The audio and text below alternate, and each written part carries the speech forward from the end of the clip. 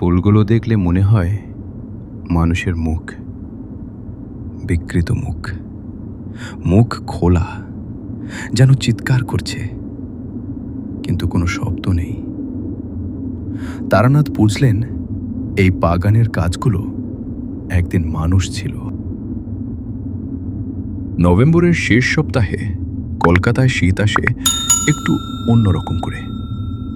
উত্তর থেকে হাওয়া আসে, সেই হাওয়া একটা গন্ধ থাকে, মাটির গন্ধ, নদীর গন্ধ, এবং আরেকটু গভীরে গেলে একটা অন্য গন্ধ, যে গন্ধ তারানাথ চেনেন, দূরের বিপদের গন্ধ। কিন্তু সেই সকালে তারানাথ সেই গন্ধ পাননি, বরং বসেছিলেন জানলার পাশে, চা খাচ্ছিলেন এবং ভাবছিলেন, ট্যাংরার ঘটনার পরে ৩ সপ্তাহ হয়েছে, শরীর সেরেছে, পাঁজরের ব্যথা কমেছে, হাতের পোড়ার দাগ এখনো আছে কিন্তু কমছে। তারানাথ চায়ে চুমুক দিলেন। বাইরে কলকাতার সকাল, রাস্তায় মানুষ, দোকান খুলছে, একটা স্বাভাবিক সকাল। এবং তখনই দরজায় শব্দ হলো। হরিপদ দরজা খুললেন। বাইরে একজন মানুষ, বয়স ৫০-এর কাছাকাছি, চেহারায় একটা ক্লান্তি, চোখে মিচে কালি। যে মানুষ অনেকদিন ঘুমাননি তার চেহারা এরকম হয়। তারানাথবাবু আছেন? হরিপদ তারানাথের দিকে তাকালেন। তারানাথ বললেন, আসুন। মানুষটা বসলেন। নাম নবকুমার মণ্ডল, পেশায় স্কুল শিক্ষক, বাড়ি বাঁশিরহাটে। চা দেওয়া হলো। নবকুমার চায়ে হাত দিলেন না। তারানাথ বললেন, বলুন। নবকুমার বললেন, আমার বোনের কথা বলতে এসেছি। কি হয়েছে? ৬ মাস আগে মারা গেছে। তারানাথ চুপ করলেন। সরকারি কাগজে মৃত। নবকুমার বললেন, নৌকাডুবি, সুন্দরবনে, লাশ পাওয়া যায়নি। বোনের নাম রাধারানী। তারানাথ থামলেন। রাধারানী, এই নাম তারানাথ চেনেন, সারা বাংলায় পরিচিত। লোকগানের শিল্পী, যার গলগার আওয়াজ একবার শুনলে ভোলা যায় না। রাধারানী মণ্ডল? হ্যাঁ। নবকুমারের গলায় গর্ব এলো, তারপর আবার কষ্ট। আমার ছোট বোন। তারানাথ বললেন, মৃত্যুর খবর পড়েছিলাম, কিন্তু আপনি মৃত বলছেন না, বলছেন মারাছেন, মারা গেছে।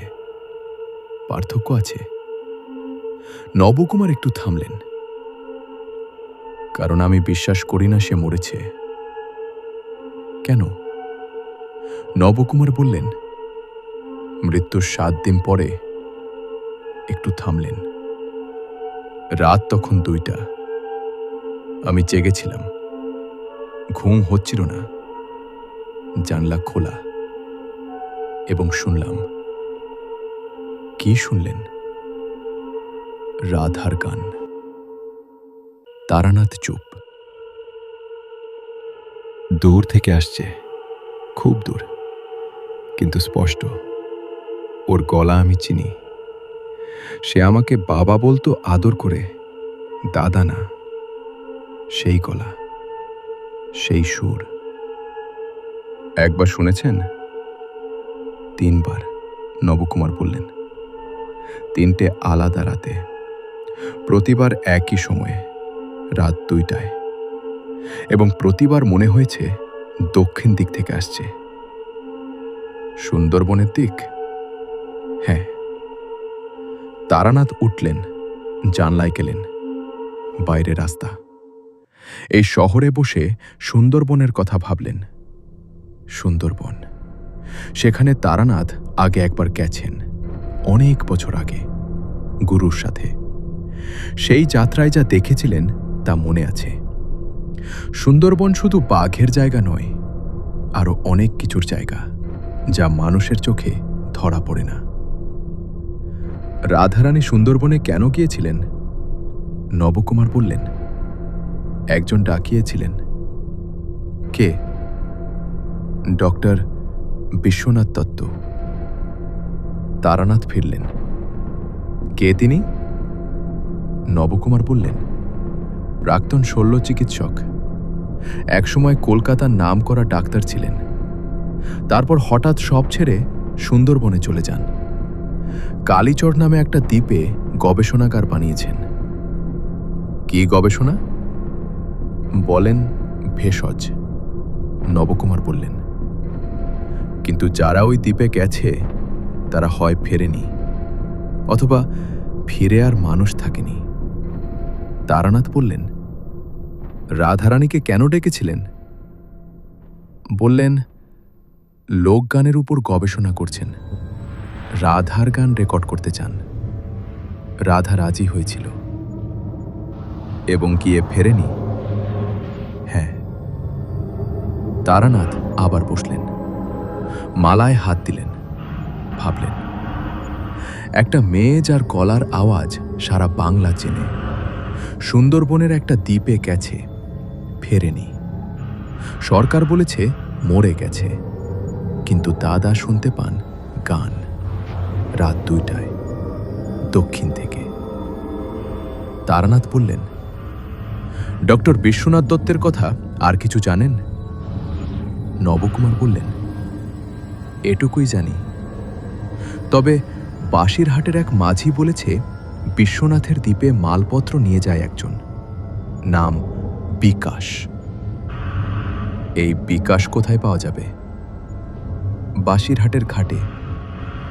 তারানাথ উঠলেন, আমি যাব। নবকুমারের মুখে স্বস্তি এলো, তারপর ভয়। বিপদ হবে না তো? তারানাথ বললেন, হবে। নবকুমার চুপ করলেন। তারানাথ বললেন, কিন্তু না গেলে রাধারানী থাকবেন না 2 দিন পরে। তারানাথ বাসিরহাটের ঘাটে। নভেম্বরের শেষে সুন্দরবনের কাছে এলে একটা আলাদা হাওয়া লাগে, লবণের গন্ধ, ভেজা মাটির গন্ধ, এবং সেই হাওয়ায় আরেকটা কিছু, যা তারানাথ অনুভব করেন কিন্তু নাম দিতে পারেন না। একটা প্রাচীনতার অনুভব, যেন এই জায়গা মানুষের আগে থেকে আছে এবং মানুষের পরেও থাকবে। ঘাটে নৌকা বাঁধা, মাঝিরা আছেন। তারানাথ বিকাশের কথা জিজ্ঞেস করলেন। একজন মাঝি আঙুল দেখালো, ওই যে। বিকাশকে দেখে তারানাথ প্রথমে চমকালেন।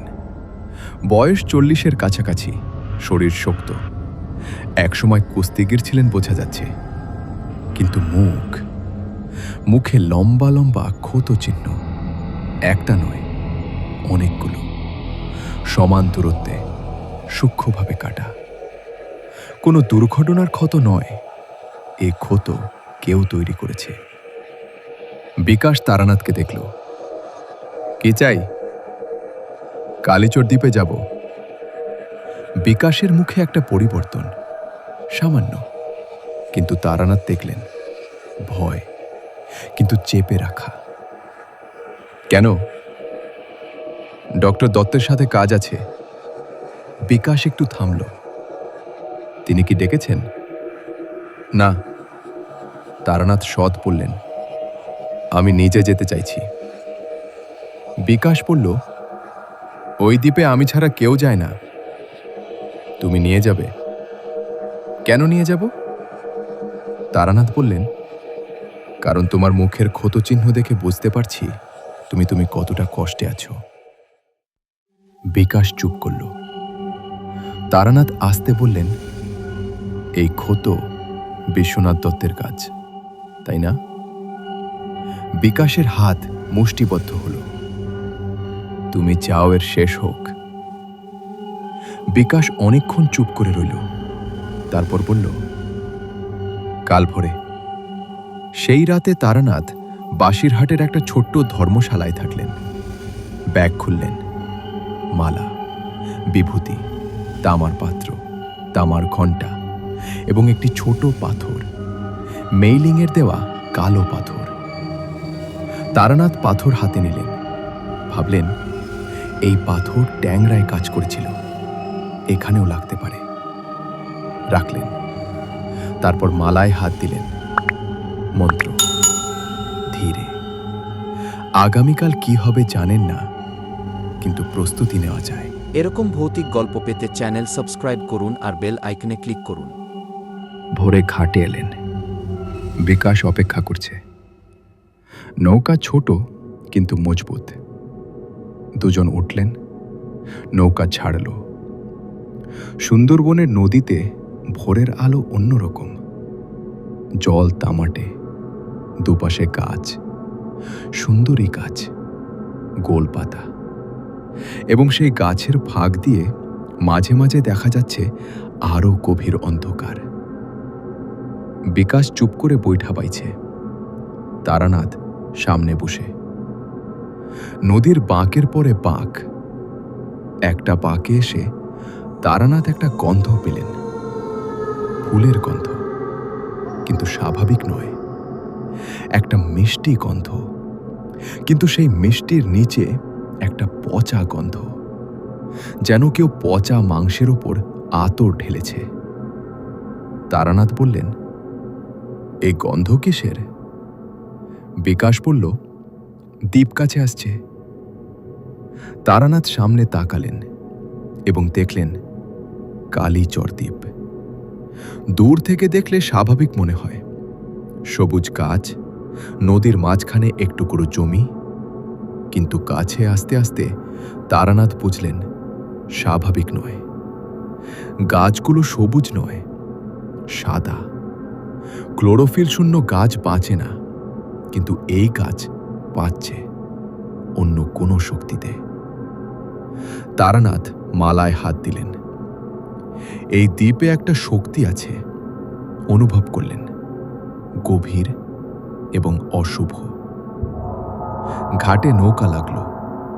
বিকাশ বলল, আমি এখানে থাকব। তারানাথ নামলেন। দ্বীপে পা দিতেই একটা অনুভব হলো, যেন মাটি একটু ভিন্ন, সাধারণ মাটি নয়। এই মাটিতে কিছু আছে। তারানাথ এগোলেন। একটা পাথরের পথ, পথের দুপাশে সেই সাদা গাছ। গাছগুলো কাছ থেকে দেখলে আরো অদ্ভুত। কিছু গাছের পাতা মানুষের হাতের মতো, ভাঙা, বিকৃত। কিছু গাছের ফুল। সেই ফুল দেখে তারানাথ থামলেন। ফুলের আকৃতি মানুষের মুখের মতো, বিকৃত মুখ, মুখ খোলা, যেন চিৎকার করছে। এবং নিঃশব্দে তারানাথ এগোলেন। বাড়িটা পুরনো কিন্তু পাকা, বড়, দোতলা, চারদিকে উঁচু পাঁচিল।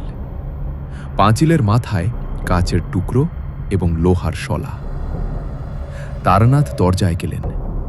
দরজা খোলার আগেই ভেতর থেকে খুলল। মানুষটা দরজা খুলেছে। তারানাথ দেখলেন এবং ভেতরে একটা ধাক্কা খেলেন। মানুষ, কিন্তু পুরোপুরি মানুষ নয়। বিশাল শরীর, 7 ফুটের কাছাকাছি, মাথা মসৃণ, ন্যাড়া, এবং মুখে একটা হাসি। সেই হাসি মানুষের হাসি নয়, দাঁত বেরিয়ে আছে। এবং সেই দাঁত স্বাভাবিক নয়, অনেক বড় এবং হলদে। তারানাথ মালায় হাত দিলেন। মানুষটি ইশারায় ভেতরে যেতে বলল। তারানাথ ঢুকলেন। দরজা বন্ধ হলো পেছনে। ভেতরে একটা হলঘর, মাঝখানে সিঁড়ি, দেওয়ালে পুরনো ছবি। সব ছবি বিকৃত। কোনো ছবিতে সুন্দর মানুষ ছিল, এখন সেই সুন্দর মুখে কিছু আঁকা হয়েছে, বিকৃতি, যেন সুন্দরকে ইচ্ছে করে নষ্ট করা হয়েছে। তারানাথ দেখলেন, বুঝলেন, এই বাড়ির মালিক সৌন্দর্যকে ঘৃণা করেন। সুন্দরকে নষ্ট করাই তার আনন্দ। হলঘরের শেষে একটা দরজা খুলল এবং বেরিয়ে এলেন ডক্টর বিশ্বনাথ দত্ত। বয়স 65-র কাছাকাছি, চেহারা একটা গম্ভীর্য, শরীর সুঠাম, পরনে সাদা পোশাক, চশমা, মুখে হাসি। বললেন, আসুন আসুন। বাংলায়, গলা মিষ্টি। কিন্তু তারানাথ সেই গলায় একটা জিনিস লক্ষ্য করলেন, যেন মিষ্টির নিচে কিছু লুকানো। যেমন সেই পচা ফুলের গন্ধে মিষ্টির নিচে পচা লুকানো ছিল।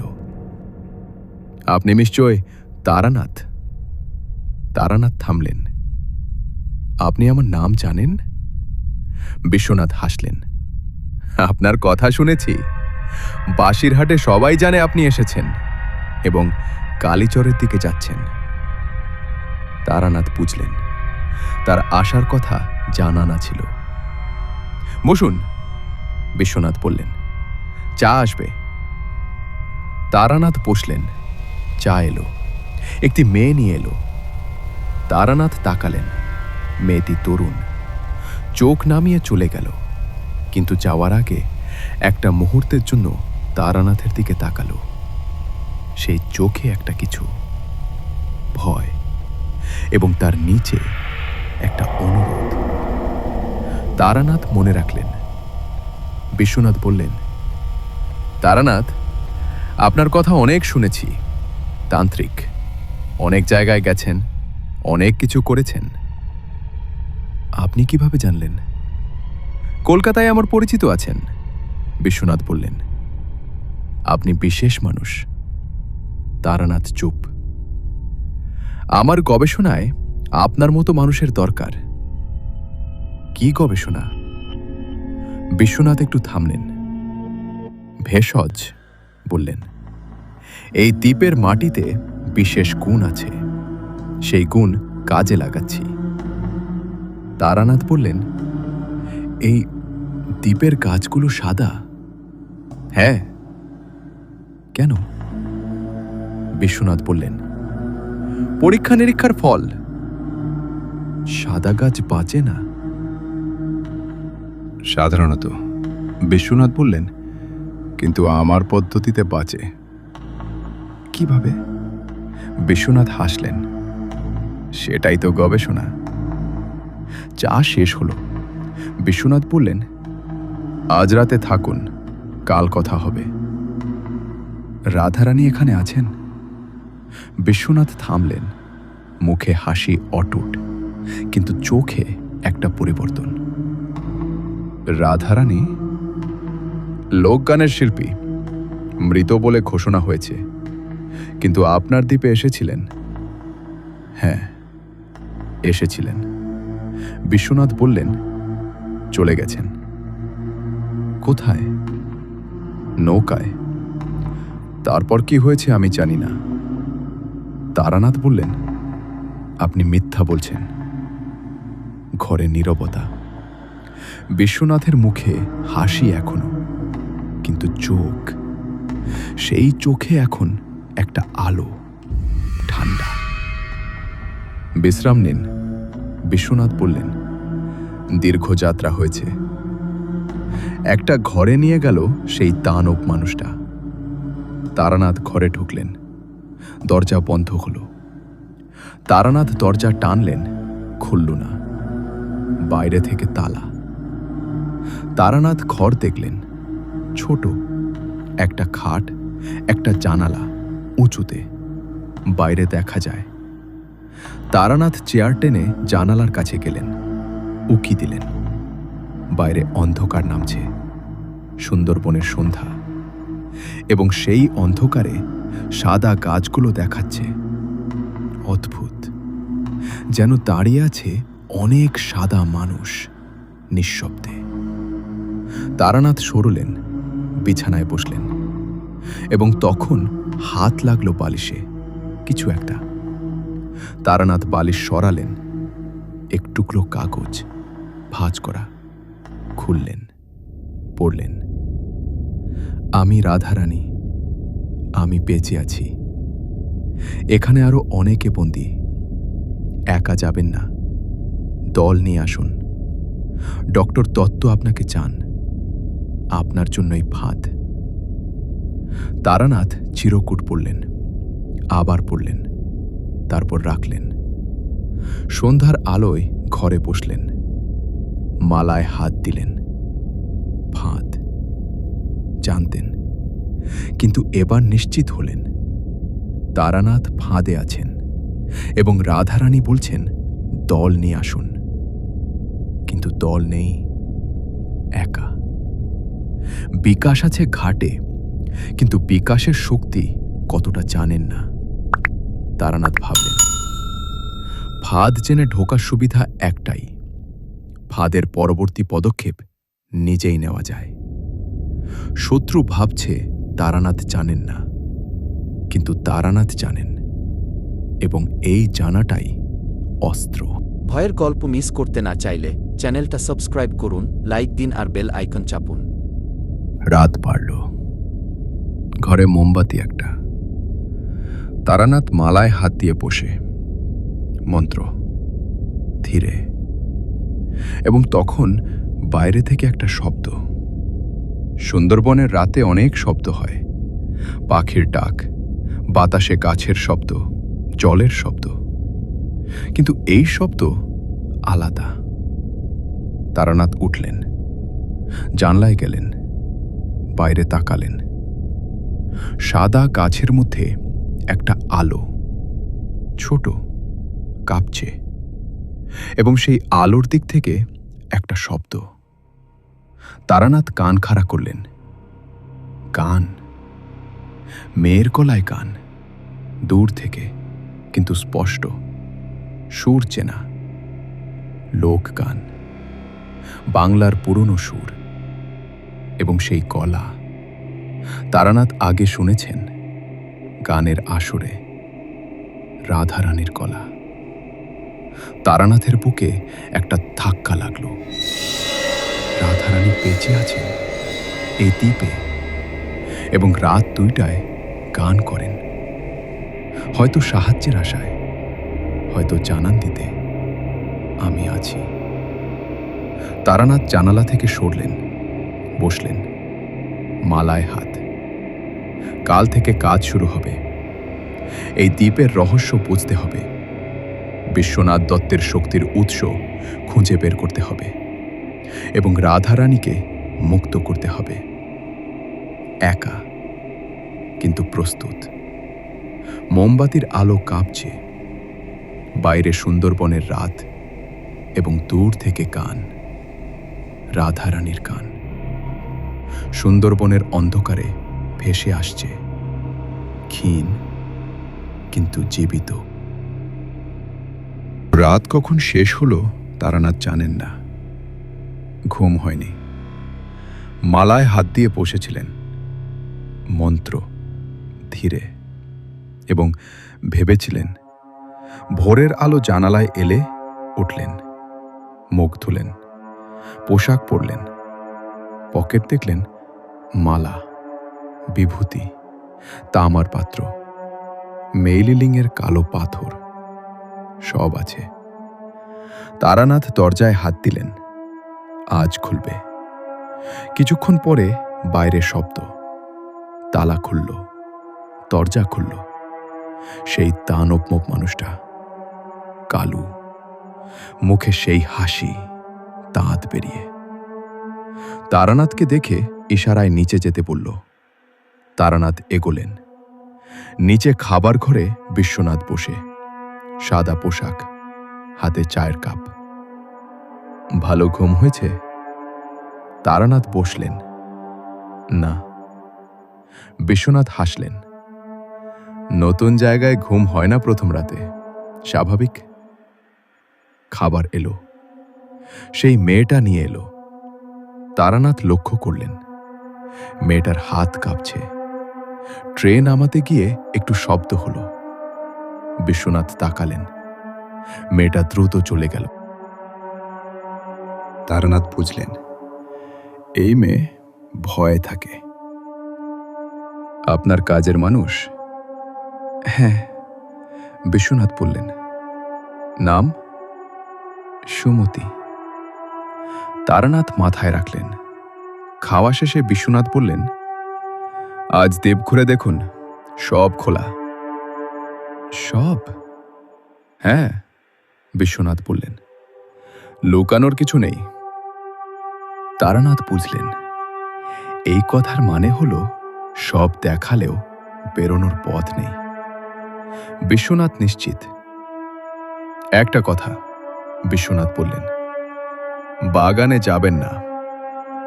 তারানাথ বললেন, কেন? বিপজ্জনক। তারানাথ বললেন, কিসের বিপদ? বিশ্বনাথ বললেন, গাছগুলো অন্য রকম, আপনি বোটানিস্ট নন, সামলাতে পারবেন না। তারানাথ মাথা নাড়লেন, কিন্তু মনে মনে ঠিক করলেন বাগানেই আগে যাবেন। বাইরে বেরিয়ে তারানাথ হাঁটলেন। দ্বীপটা বড় নয়, চারদিকে নদী, মাঝখানে এই বাড়ি এবং বাড়ির চারপাশে বাগান। তারানাথ বাগানের দিকে এগোলেন। কালু পেছনে পেছনে আসছে, পাহারা। তারানাথ থামলেন না, বাগানের ভেতরে ঢুকলেন এবং থামলেন। কাল রাতে দূর থেকে দেখেছিলেন, এখন কাছ থেকে এই বাগান। তারানাথ অনেক জায়গায় গেছেন, অনেক অদ্ভুত জিনিস দেখেছেন, কিন্তু এই বাগান আলাদা। গাছগুলো সাদা, পাতা সাদা, ডাল সাদা, গুড়ি সাদা, যেন কেউ সব রং মুছে দিয়েছে। কিন্তু গাছ মরেনি, বেঁচে আছে, নড়ছে। বাতাস না থাকলেও নড়ছে। তারানাথ একটা গাছের কাছে গেলেন, পাতায় হাত দিলেন। ঠান্ডা, অস্বাভাবিক ঠান্ডা, এবং সেই ঠান্ডায় একটা অনুভব, যেন পাতা সাড়া দিচ্ছে, বুঝছে। তারানাথ হাত সরালেন, ফুলের দিকে গেলেন। ফুলগুলো দেখে তারানাথ একটু পেছিয়ে গেলেন। কাল রাতে জানলা দিয়ে দেখেছিলেন, কিন্তু কাছ থেকে। এই ফুলের আকৃতি মানুষের মুখ, বিকৃত মুখ। একটা ফুলের পাপড়ি এমনভাবে সাজানো যে দেখলে মনে হয় একটা মুখ চিৎকার করছে।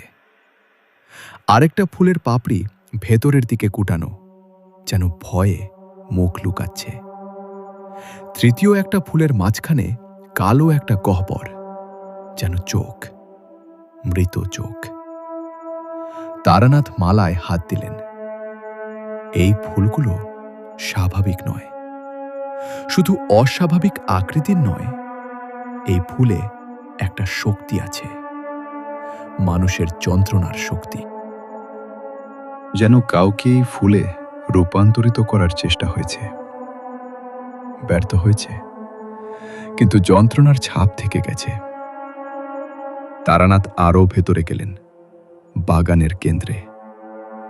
এখানে একটা গাছ, অন্যগুলো থেকে আলাদা, বড়, গুড়ি মোটা, এবং এই গাছের ডালগুলো মানুষের হাতের মতো। ভাঙা হাত, বিকৃত আঙুল, প্রতিটা ডাল একটা করে বিকৃত হাতের আঙুলের মতো। তারানাথ কাছে গেলেন এবং সেই গাছের একটা ডাল নড়ল তারানাথের দিকে, আস্তে, যেন এগিয়ে আসছে। তারানাথ সরে গেলেন, ডালটা থামল। তারানাথ মন্ত্র পড়লেন ধীরে। গাছ থেকে একটা শব্দ, কাঁদার মতো, মানুষের কান্নার মতো, কিন্তু গলা নেই, শুধু একটা ক্ষীণ আওয়াজ। তারানাথ বুঝলেন এই গাছে কিছু আছে, মানুষের অংশ। বিশ্বনাথ চেষ্টা করেছিলেন, পুরোপুরি পারেননি, কিন্তু একটুকু পেরেছেন। এই গাছ একটা মানুষের ছায়া। তারানাথ বাগান থেকে বেরিয়ে এলেন, কালু পাশে। সারাক্ষণ, কিন্তু কিছু পড়ল না। তারানাথ বাড়ির ভেতরে ঢুকলেন, করিডোর ধরে হাঁটলেন, দরজায় দরজায় উঁকি দিলেন।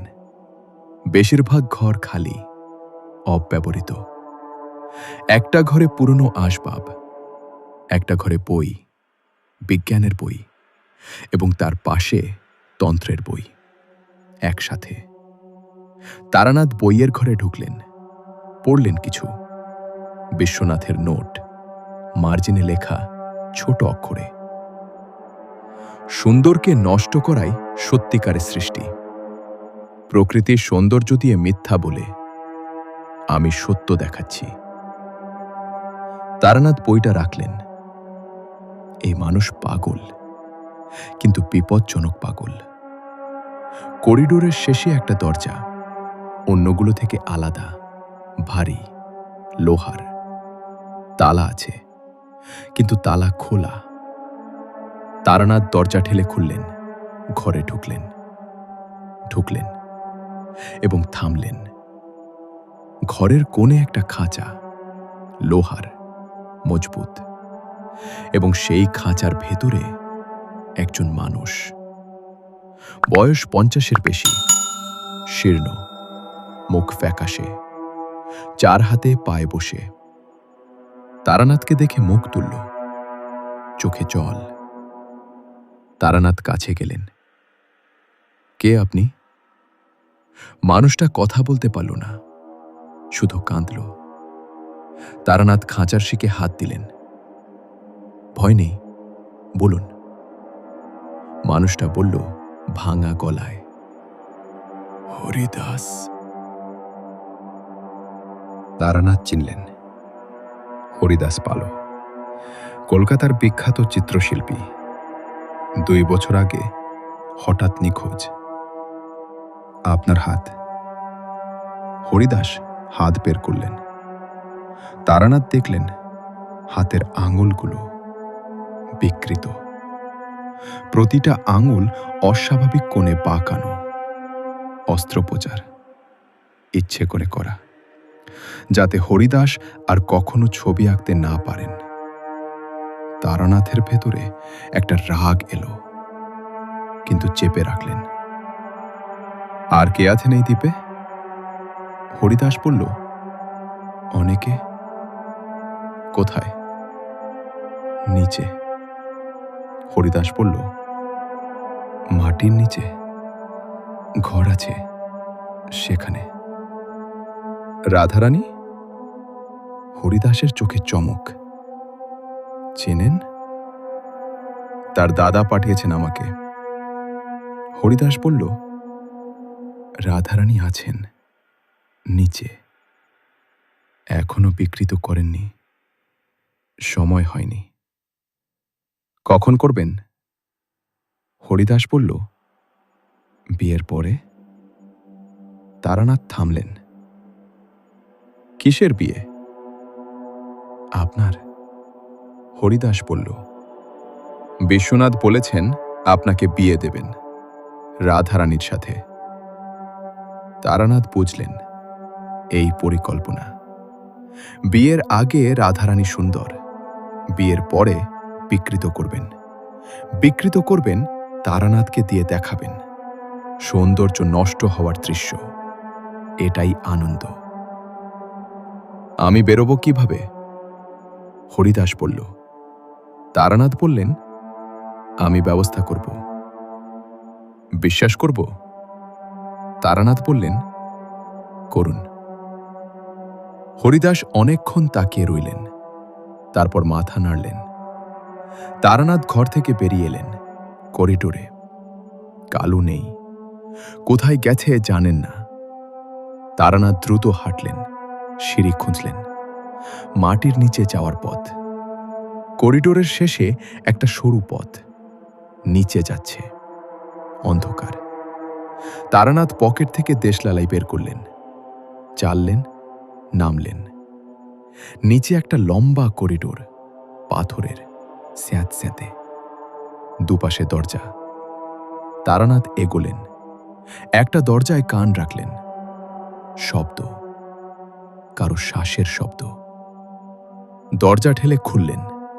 একটা ছোট ঘর, মাটিতে মা মাদুর, এবং সেই মাদুরে একজন মহিলা শুয়ে, চোখ বন্ধ।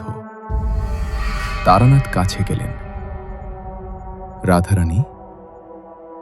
মহিলা চোখ খুললেন, তারানাথকে দেখলেন, চমকালেন, উঠে বসলেন। কে আপনি? তারানাথ বললেন, নবকুমার পাঠিয়েছেন। রাধারানীর চোখে জল। দাদা? হ্যাঁ। রাধারানী কাঁধ তোলেন।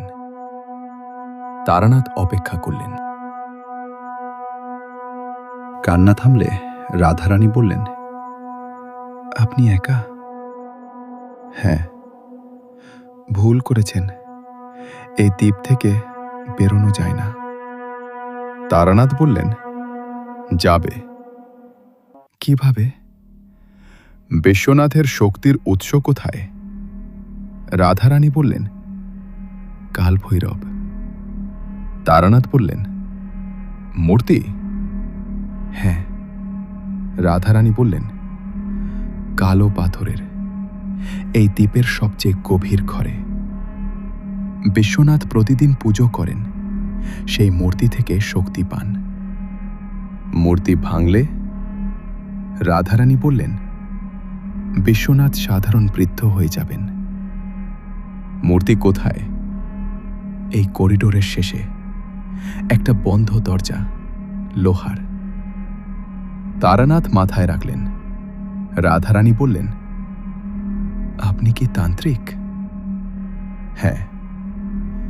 বিশ্বনাথের সাথে পারবেন? তারানাথ বললেন, দেখা যাক। রাধারানী বললেন, সাবধান, বিশ্বনাথের চোখে তাকাবেন না। কেনেন? সম্মোহন করেন, চোখে তাকালে বিভ্রান্ত হয়ে যাবেন। তারানাথ মনে রাখলেন। কালু সম্পর্কে বলুন। রাধারানী শিউরে উঠলেন। কালু মানুষ ছিল। ধীরে বললেন, বিশ্বনাথের প্রথম পরীক্ষার বলি। তার তন্ত্র আর অস্ত্রোপচার মিলিয়ে এই প্রাণী তৈরি।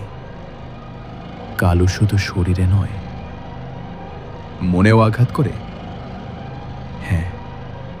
রাধারানী বললেন, কালুর স্পর্শে মানুষ অসার হয়ে যায়, মন কাজ করে না, ইচ্ছা শক্তি চলে যায়। তারানাথ বুঝলেন, কালু শুধু শারীরিক শত্রু নয়, মানসিক। আর বিকাশ? রাধারানীর মুখে একটা কষ্ট। বিকাশ ভালো মানুষ, বললেন। বিশ্বনাথ ওকে বাধ্য করেছেন এখানে কাজ করতে। ওর পরিবারকে ধরে রেখেছেন। পরিবার কোথায়? এই দ্বীপেই। রাধারানী বললেন, মাটির নিচে, অন্য ঘরে। তারানাথ বুঝলেন, বিকাশ বন্দী নয়, কিন্তু পরিবারকে জিম্মি রেখে কাজ করানো হচ্ছে। বাইরে কোথাও একটা শব্দ। তারানাথ উঠলেন। আমাকে যেতে হবে, সন্দেহ হলে বিপদ। রাধারানী বললেন, আপনি কি সত্যিই পারবেন? তারানাথ বললেন, চেষ্টা করব, এটুকুই যথেষ্ট। রাধারানী বললেন, দাদাকে বলবেন আমি ভালো আছি? যদি বেরোতে পারি। যদি না পারেন? তারানাথ একটু হাসলেন। তাহলে বলার সুযোগ হবে না। রাধারানী চুপ করলেন। তারানাথ বেরিয়ে এলেন। উপরে উঠলেন করিডোরে এবং দেখলেন বিশ্বনাথ দাঁড়িয়ে। সামনে সাদা পোশাক, হাতে একটা পাত্র, সবুজ তরল। ঘুরে দেখলেন? তারানাথ বললেন, হ্যাঁ। কি দেখলেন? অনেক কিছু। বিশ্বনাথ হাসলেন। নিচেও গিয়েছিলেন? তারানাথ চুপ। ঠিক আছে। বিশ্বনাথ বললেন, লুকানোর কিছু নেই বলেছিলাম। রাধারানীর সাথে কথা হয়েছে নিশ্চয়? হয়েছে। ভালো। বিশ্বনাথ বললেন, তাহলে জেনেছেন আপনার বিয়ে হবে? তারানাথ বললেন, কবে? 3 দিন পরে। তার আগে? কাজ। বিশ্বনাথ বললেন, আমার গবেষণায় সাহায্য করবেন। কি কাজ? বিশ্বনাথ বললেন, আপনি তান্ত্রিক। তান্ত্রিক শক্তি সম্পর্কে জানেন, আমাকে একটু বলবেন? তারানাথ বুঝলেন বিশ্বনাথ তারানাথের কাছ থেকে তান্ত্রিক জ্ঞান নিতে চান, শক্তি নিতে চান, এবং তারপর বিয়ের পরে বাকি পরিকল্পনা। তারানাথ বললেন, আচ্ছা। বিশ্বনাথের গবেষণা ঘরে ঢুকলেন দুজন। ঘরে অণুবীক্ষণ যন্ত্র, কাচের বোতলে নানা রঙের তরল, অস্ত্রোপচারের যন্ত্রপাতি, সব সাজানো পরিপাটি, এবং একটা দেওয়ালে তান্ত্রিক চিহ্ন আঁকা মানচিত্রের মতো। তারানাথ দেখলেন, এই চিহ্নগুলো তারানাথ চেনেন, বামাচারী তন্ত্রের অশুভ। বিশ্বনাথ চেয়ারে বসলেন। বসুন। তারানাথ বসলেন। বিশ্বনাথ বললেন, তারানাথ, আপনি কত বছর তান্ত্রিক সাধনায় আছেন? অনেক বছর। গুরু ছিলেন?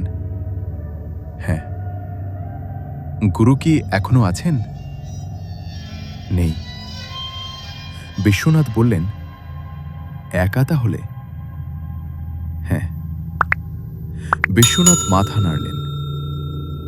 আমিও একা, বললেন। একাকিত্ব কঠিন, তাই না? তারানাথ কিছু বললেন না। আমি এই দ্বীপে একা থাকি। বিশ্বনাথ বললেন, কলকাতায় ছিলাম, নাম ছিল, যশ ছিল, কিন্তু একটা সত্য বুঝলাম। কি সত্য? সৌন্দর্য মিথ্যা। বিশ্বনাথ বললেন, মানুষ সুন্দরের পেছনে ছোটে, কিন্তু সুন্দর ক্ষণস্থায়ী, একদিন নষ্ট হয়। তাহলে সুন্দরের মোহ কেন? তারানাথ বললেন, কারণ সুন্দর থাকার সময়টুকু আনন্দ দেয়। বিশ্বনাথ বললেন, ক্ষণস্থায়ী আনন্দ মিথ্যা। তাহলে আপনার মতে সত্য কি? বিশ্বনাথ বললেন, বিকৃতি। চোখে একটা আলো জ্বলল। যা বিকৃত তা চিরকাল বিকৃত থাকে, পরিবর্তন হয় না। সেটাই স্থায়ী, সেটাই সত্য। তারানাথ বুঝলেন, এই মানুষ পাগল, কিন্তু নিজের পাগলামিতে যুক্তি খোঁজেন। এবং কালভৈরব? বিশ্বনাথ থামলেন। কালভৈরব সম্পর্কে কিভাবে জানলেন? তারানাথ বললেন, আন্দাজ। বিশ্বনাথ একটু হাসলেন। চালাক। বললেন, হ্যাঁ, কালভৈরব আমার সাধনার কেন্দ্র, ধ্বংসের দেবতা, বিকৃতির দেবতা। এবং তার শক্তি আপনার মধ্যে? হ্যাঁ। তারানাথ বললেন, এবং সেই শক্তি দিয়ে মানুষকে বিকৃত করেন। বিশ্বনাথ বললেন, শিল্প। শিল্প? হ্যাঁ। বিশ্বনাথ বললেন, হরিদাস পাল ছবি আঁকতেন, সুন্দর ছবি, মানুষ প্রশংসা করত, কিন্তু সেই সুন্দর ক্ষণস্থায়ী। আমি তাকে চিরস্থায়ী করলাম। তার হাত এখন চিরকালের জন্য এই রকম। তারানাথ রাগ চাপলেন। রাধারানীকে কি করবেন? বিশ্বনাথ বললেন, তার গলা সারা বাংলা প্রশংসা করে, সেই গলাকে চিরকালের জন্য নীরব করব। কিভাবে? বিশ্বনাথ বললেন, আমার পদ্ধতি আছে, অস্ত্রোপচার এবং তন্ত্র। তারানাথ বললেন, বিয়ের পরে? হ্যাঁ। বিশ্বনাথ হাসলেন। বিয়ের রাতে, আপনার সামনে। কারণ আপনিও তখন থাকবেন এখানে চিরকাল। তারানাথ বুঝলেন তারানাথকেও বিকৃত করবেন, তান্ত্রিক দৃষ্টিন্ত্রিক দৃষ্টিশক্তি নষ্ট করবেন চিরকালের জন্য। সেই রাতে ঘরে ফিরলেন তারানাথ। দরজা বন্ধ, বাইরে তালা। তারানাথ মালায় হাত দিলেন। 3 দিন। এই 3 দিনের মধ্যে কাজ করতে হবে। কাল ভৈরব মূর্তি ভাঙতে হবে, রাধারানীকে মুক্ত করতে হবে, হরিদাস পালকে মুক্ত করতে হবে, বিকাশের পরিবারকে মুক্ত করতে হবে এবং বিশ্বনাথকে থামাতে হবে। একা। তারানাথ ভাবলেন একা নন, বিকাশ আছে ঘাটে। বিকাশের পরিবার এই দ্বীপে বন্দী। সেই খবর বিকাশ জানে না, জানলে হয়তো সাহায্য করবে। কিন্তু কিভাবে জানাবেন? রাতে জানলায় গেলেন। বাইরে অন্ধকার, সুন্দরবনের রাত, কালো। কিন্তু তারানাথ দেখলেন ঘাটের দিকে একটা আলো, ছোট, কাঁপছে। বিকাশের নৌকায়। তারানাথ ভাবলেন পৌঁছানো দরকার, কিন্তু দরজা বন্ধ, জানালা সরু। কিন্তু তারানাথ জানলার কাছে গেলেন, ঠিক করলেন মন্ত্র, একটি বিশেষ মন্ত্র। গুরু শিখিয়েছিলেন শব্দ দিয়ে বার্তা পাঠানো। সাধারণ মানুষের কানে যাবে না, কিন্তু যদি প্রাপক শুনতে প্রস্তুত থাকেন। বিকাশ প্রস্তুত নয়, কিন্তু এই দ্বীপে থেকে থেকে হয়তো। তারানাথ মালা হাতে নিলেন এবং মন্ত্র পড়লেন চুপচাপ। ঘরের ভেতরে বার্তা বিকাশের কাছে। ঘণ্টাখানেক পরে বাইরে একটা শব্দ। তারানাথ জানলায় গেলেন, ঘাটের দিকে তাকালেন, আলো নড়ছে। বিকাশের নৌকা, কেউ দাঁড়িয়ে উপরে তাকাচ্ছে।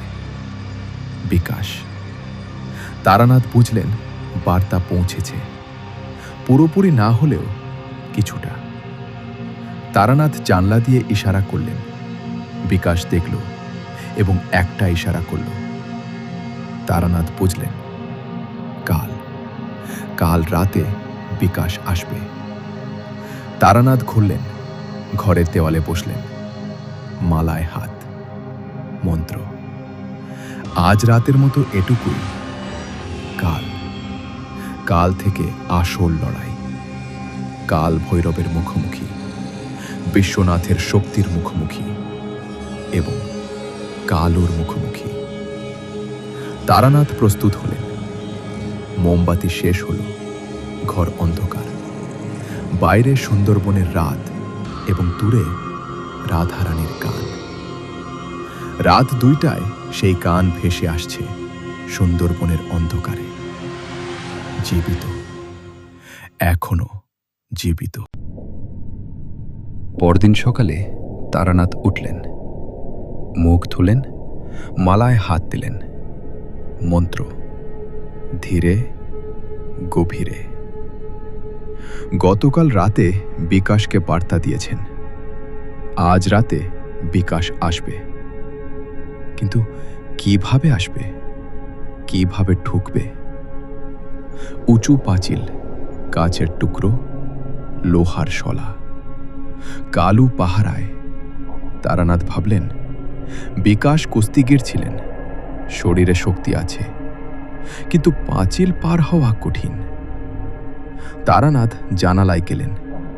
ভোরের আলোয় দ্বীপ দেখলেন।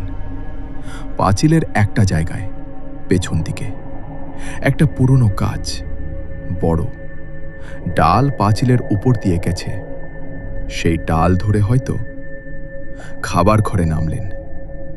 বিশ্বনাথ নেই। সুমতি খাবার দিল। তারানাথ বললেন, বিশ্বনাথ কোথায়? সুমতি বলল, গবেষণা ঘরে। তুমি কতদিন এখানে? সুমতি চুপ। ভয় নেই, বলো। সুমতি বলল, 1 বছর। কিভাবে এলে? কাজের লোভে, সুমতি বলল। কলকাতায় কাজ নেই, বিশ্বনাথ ভালো মাইনে বলেছিলেন। এখন বেরোতে পারছো না। সুমতি মাথা নাড়ল। তারানাথ বললেন, আজ রাতে একটা কাজ করবে? সুমতি ভয় পেল। কি কাজ? রাত 12টার পরে পেছনের দরজা খোলা রাখবে। সুমতি কাঁপল। ধরা পড়লে? তারানাথ বললেন, ধরা পড়বে না, আমি থাকব। সুমতি অনেকক্ষণ চুপ করে রইল, তারপর বলল, করব। সকাল কাটল। তারানাথ ঘরে বসে মন্ত্র পড়লেন। শক্তি সংগ্রহ আজ রাতে প্রয়োজন। বিশ্বনাথের তান্ত্রিক শক্তি কতটা তারানাথ জানেন। কাল ভৈরবের শক্তি মিলিয়ে আরও বেশি। তারানাথের নিজের শক্তি এবং বিশ্বাস। গুরু বলেছিলেন, সাধনা শক্তি দেয়, কিন্তু বিশ্বাস দিশা দেয়। শক্তি ছাড়া লড়াই হয় না, কিন্তু দিশা ছাড়া লড়াই জেতা যায় না। তারানাথ বিশ্বাস রাখলেন। বিকেলে বিশ্বনাথ ডাকলেন।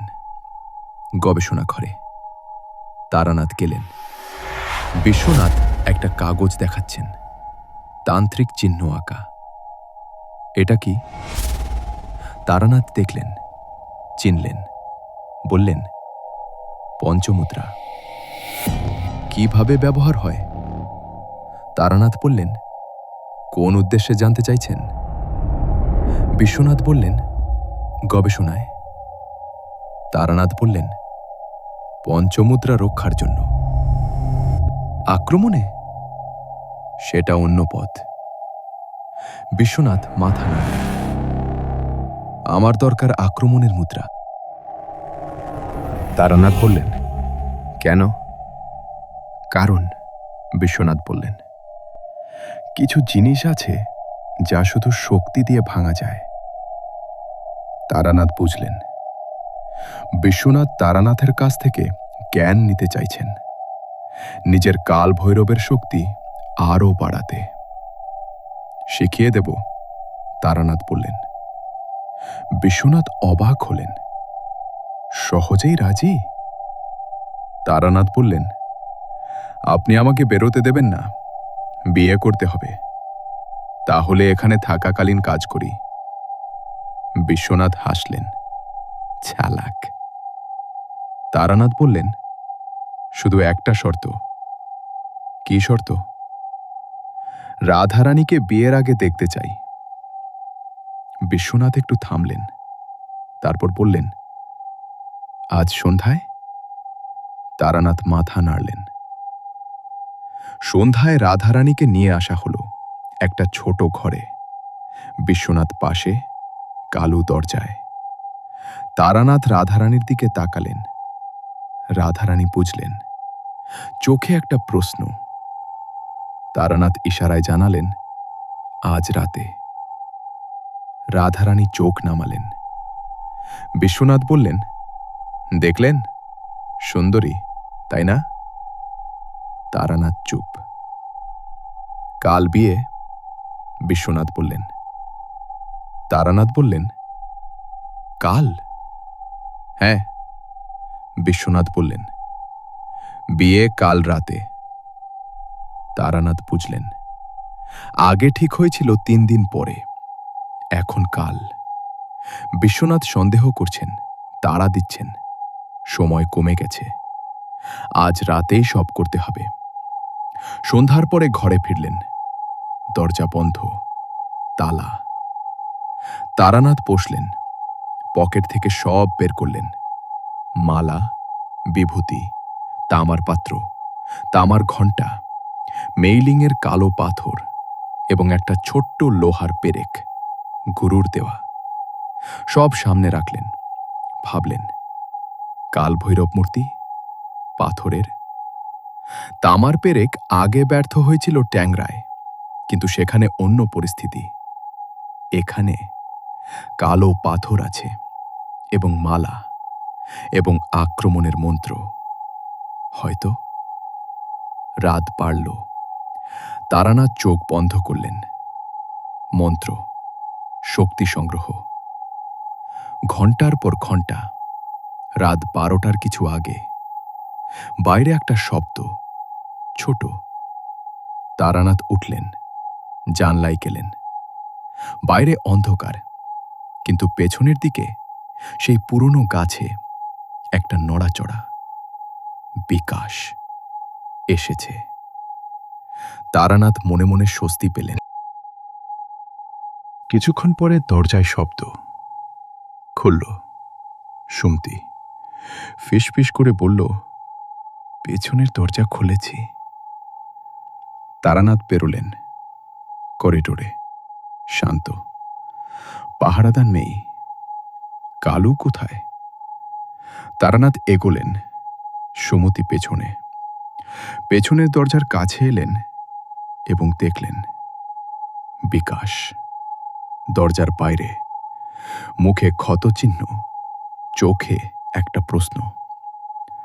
তারানাথ বললেন ফিসফিস করে, তোমার পরিবার এই দ্বীপে? বিকাশের চোখ বড় হল। কোথায়? মাটির নিচে। তারানাথ বললেন, আমি তোমাদের বের করব, কিন্তু আগে একটা কাজ। কি কাজ? কালভৈরবের ঘর কোথায় জানো? বিকাশ বলল, জানি, সবচেয়ে গভীরে। আমি কখনো ঢুকিনি। আজ ঢুকতে হবে। বিকাশ একটু থামল, তারপর বলল, ঠিক আছে। 3 জন, তারানাথ, বিকাশ এবং সুমতি। ভেতরে ঢুকলেন। করিডোর অন্ধকার। তারানাথ মোমবাতি জ্বাললেন। এগোলেন। সিঁড়ি, নিচে, এবং নিচ থেকে আরও নিচে। আরেকটা সিঁড়ি, যা তারানাথ আগে দেখেননি। নিচে একটা লম্বা করিডোর, পাথরের, ঠান্ডা, এবং সেই ঠান্ডায় একটা অনুভব তারানাথ চিনলেন। শক্তির উপস্থিতি, অশুভ, গভীর। মালায় হাত দিলেন, এগোলেন। করিডোরের শেষে একটা দরজা, লোহার, বিশাল। দরজায় তান্ত্রিক চিহ্ন খোদাই করা। তারানাথ থামলেন। এই দরজায় সুরক্ষা আছে। সাধারণ তালা নয়, তান্ত্রিক তালা। তারানাথ মালা হাতে নিলেন, মন্ত্র পড়লেন। দরজার সুরক্ষায় আঘাত করলেন। 1 বার, 2 বার, 3য় বার। দরজা খুলল। ঘরে ঢুকলেন এবং থামলেন। ঘরের মাঝখানে একটা পাথরের বেদি, এবং সেই বেদিতে কালভৈরব। কালো পাথরের মূর্তি, ছোট, কিন্তু এই মূর্তির চারপাশে একটা আভা, কালো আভা।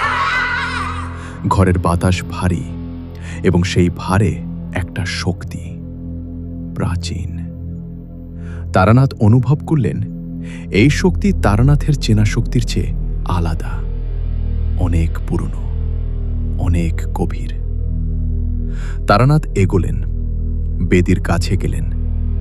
পকেট থেকে কালো পাথর বের করলেন, মেইলিংয়ের দেওয়া। মূর্তির দিকে ধরলেন এবং মন্ত্র পড়লেন। আক্রমণের মন্ত্র শুরু করলেন। ঘরে শব্দ ছড়াল। মূর্তির আভা কাঁপল। তারানাথ থামলেন না। মন্ত্র জোরালো হল। আভা আরও কাঁপল। কালো পাথর উষ্ণ হলো হাতে। তারানাথ বুঝলেন কাজ হচ্ছে, কিন্তু তখন পেছনের শব্দ। তারানাথ খুললেন। দরজায় কালু দাঁড়িয়ে, মুখে সেই হাসি, দাঁত বেরিয়ে, এবং কালুর চোখে একটা লাল আভা। তারানাথ বুঝলেন কালু জানে কালভৈরব বিপদে পড়লে কালু টের পায়। কালু করজাল, মানুষের মতো নয়, পশুর মতো এবং এগিয়ে এলো। বিকাশ সামনে গেল। আপনি মূর্তির কাজ করুন। তারানাথ বললেন, কালু সাধারণ নয়। জানি, বিকাশ বলল, এবং কালুর মুখোমুখি দাঁড়ালো। কালু বিকাশকে দেখল, একটু থামল। বিকাশ তার পুরনো কুস্তিগিরের ভঙ্গিতে দাঁড়ালো।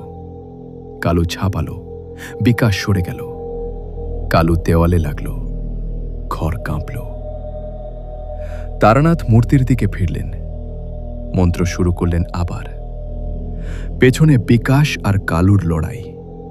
শব্দ আসছে, ভারী, ধাক্কার শব্দ, পড়ে যাওয়ার শব্দ। তারানাথ মনোযোগ সরালেন না। মালা ঘুরছে, মন্ত্র চলছে। কালো পাথর আরো গরম। মূর্তির আভায় ফাটল, ছোট কিন্তু আছে। তারানাথ পেরেক বের করলেন, সেই ফাটলে ধরলেন।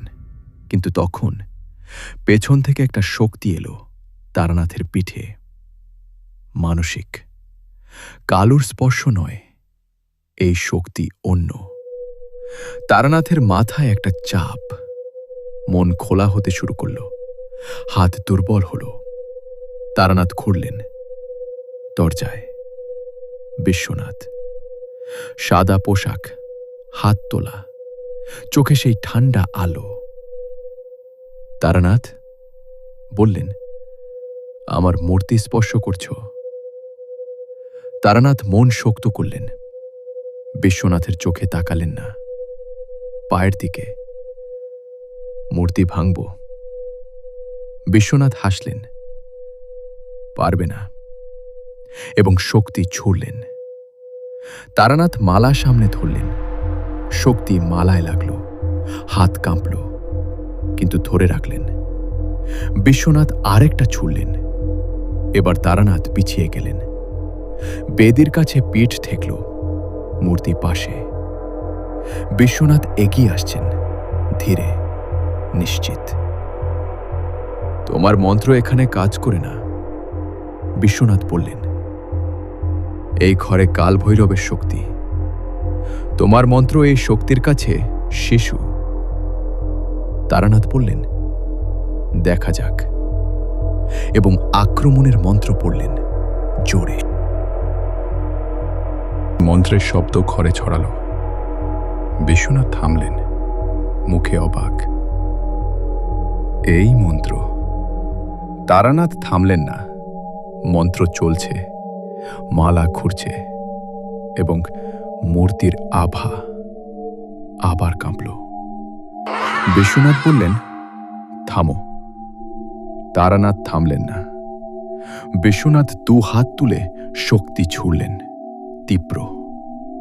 তারানাথের বুকে লাগল। তারানাথ মাটিতে পড়লেন, ব্যথা, তীব্র। মালা ছিটকে গেল। তারানাথ উঠতে চাইলেন, পারলেন না।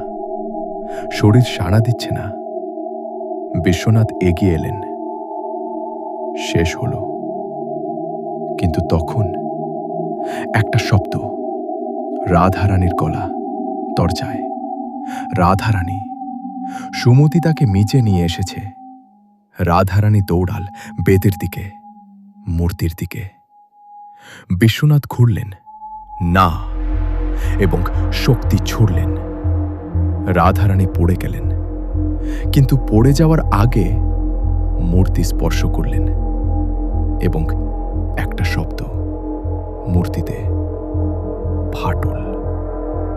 বিশ্বনাথ চিৎকার করলেন, না, এবং মূর্তির দিকে ছুটলেন। তারানাথ সেই সুযোগ ব্যবহার করলেন। মাটিতে পড়ে মালা খুঁজলেন, পেলেন, হাতে নিলেন, উঠলেন।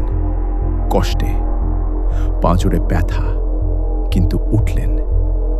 বিশ্বনাথ মূর্তি ধরেছেন, ফাটল বন্ধ করার চেষ্টা করছেন। তারানাথ এগোলেন, মন্ত্র আবার। এবার ভয় নেই, গুরুর কথা। ভয় থাকলে শক্তি ভাগ হয়। ভয় নেই, সব শক্তি একদিকে। মন্ত্র। বিশ্বনাথ ঘুরলেন।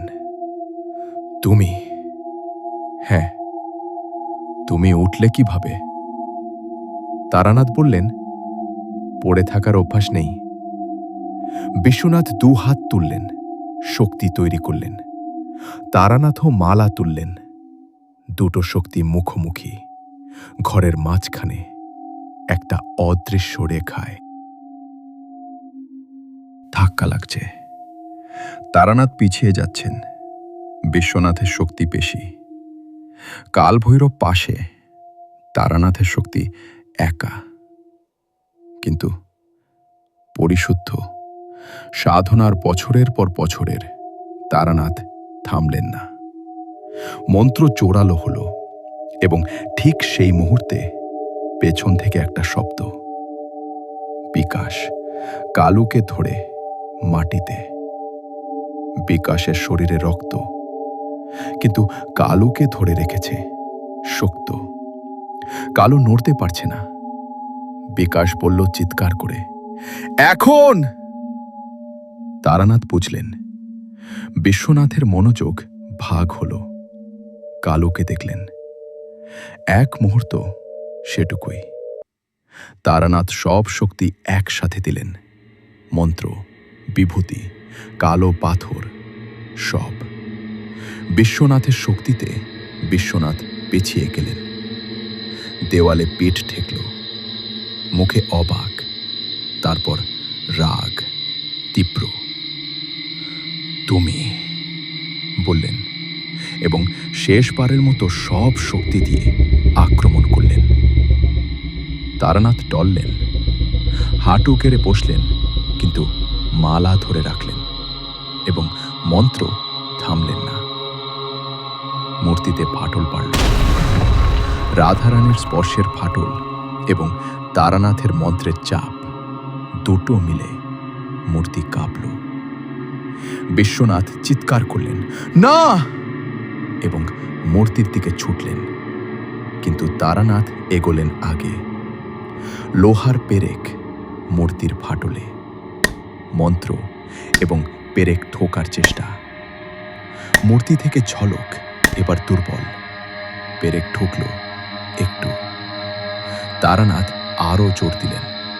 মন্ত্র, পেরেক। মূর্তিতে আরেকটা ফাটল। বিশ্বনাথ তারানাথের কাঁধ টানলেন, সরাতে চাইলেন। তারানাথ সরলেন না, বরং মন্ত্র আরও জোরালো করলেন। ঘরের শব্দ তীক্ষ্ণ মূর্তি থেকে, এবং তখন মূর্তি থেকে একটা আওয়াজ, গভীর, মাটির নিচ থেকে আসার মতো, এবং একটা অন্ধকার মূর্তি থেকে বেরোলো, ঘরে ছড়ালো, কালো, ঘন। তারানাথ বুঝলেন, কাল ভৈরব সত্যিকারের। মূর্তির ভেতর থেকে বেরিয়ে আসছে কালো অন্ধকার। তারানাথকে ঘিরল, ঠান্ডা, মাথায় চাপ, অসহ্য। তারানাথের মন্ত্র কাজ করছে না। কাল ভৈরব সরাসরি। তারানাথ বুঝলেন, এই শক্তির বিরুদ্ধে সাধারণ মন্ত্র যথেষ্ট নয়। তারানাথ মনে করলেন গুরুর কথা, মহামুদ্রা, শেষ অস্ত্র। গুরু বলেছিলেন, শুধু যখন কোনো উপায় নেই তখন। তারানাথ বসলেন মাটিতে, চোখ বন্ধ, মালা হাতে, এবং মহামুদ্রা শুরু করলেন। বিশ্বনাথ হাসলেন, বসে পড়লে শেষ? তারানাথ কথা বললেন না। মহামুদ্রা চলছে, ধীরে, গভীরে। কালো অন্ধকার তারানাথকে ঘিরে। কিন্তু তারানাথ এখন অন্য জায়গায়, মনের ভেতরে, গুরুর শেখানো পথে। শক্তি একটা বিন্দুতে, একটাই বিন্দু, সব। বিশ্বনাথ এগোলেন তারানাথের কাছে। এখন শেষ করব। হাত বাড়ালেন তারানাথের মাথার দিকে, এবং ঠিক সেই মুহূর্তে তারানাথ মহামুদ্রা সম্পন্ন করলেন। চোখ খুললেন এবং সেই বিন্দুর শক্তি বাইরে এলো। ঘরে একটা আলো, সাদা, তীব্র, কালো অন্ধকারের বিরুদ্ধে। বিশ্বনাথ পেছিয়ে গেলেন। কালভৈরবের অন্ধকার কাঁপল। সাদা আলো এগোছে। তারানাথ উঠলেন। আলো তার চারপাশে, মালা হাতে এবং মন্ত্র। কালভৈরবের অন্ধকারে সেই আলো ঢুকল। অন্ধকার ছিন্ন ভিন্ন হল। কালভৈরব চিৎকার করল, মানুষের কণ্ঠে নয়, অন্য কিছু, যে শব্দ মানুষের কানের জন্য নয়। তারানাথের কান ব্যথা করল, কিন্তু থামলেন না। কালভৈরবের অন্ধকার সরতে লাগল। এবং মূর্তি, বিশ্বনাথ মূর্তি ধরেছেন, রক্ষা করার চেষ্টা, কিন্তু মূর্তির ফাটল বড় হচ্ছে। লোহার পেরেক ভেতরে, কালো পাথর উষ্ণ, মন্ত্র চলছে, মূর্তি কাঁপছে। বিশ্বনাথ বললেন, না। তারানাথ বললেন, হ্যাঁ। এবং সর্বশেষ মহামুদ্রার শেষ মন্ত্র, মূর্তিতে সরাসরি। একটা শব্দ পাথর ভাঙার, এবং আরেকটা শব্দ গভীর, দূর থেকে আসার মতো। মূর্তি দু টুকরো, তিন টুকরো, এবং সেই ভাঙার সাথে কালভৈরবের অন্ধকার। একটা চিৎকার করল এবং মিলিয়ে গেল। ঘর শান্ত হল।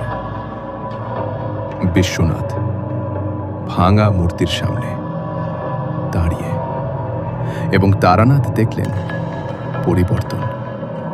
বিশ্বনাথের শরীরে বয়স দ্রুত, মুখে ভাঁজ, পিঠ বাঁকছে, শরীর কুঁকড়াচ্ছে। কালভৈরবের শক্তি ছিল, সেই শক্তি গেছে। বিশ্বনাথ এখন একজন বৃদ্ধ, দুর্বল। ভাঙা মূর্তির সামনে বিশ্বনাথ মেঝেতে বসে পড়লেন। দেওয়ালে হেলান, চোখে এখনো সেই আলো, কিন্তু কম, অনেক কম। তুমি বললেন। তারানাথ সামনে দাঁড়ালেন। মূর্তি গেছে, শক্তি গেছে, জানি। বিশ্বনাথ বললেন।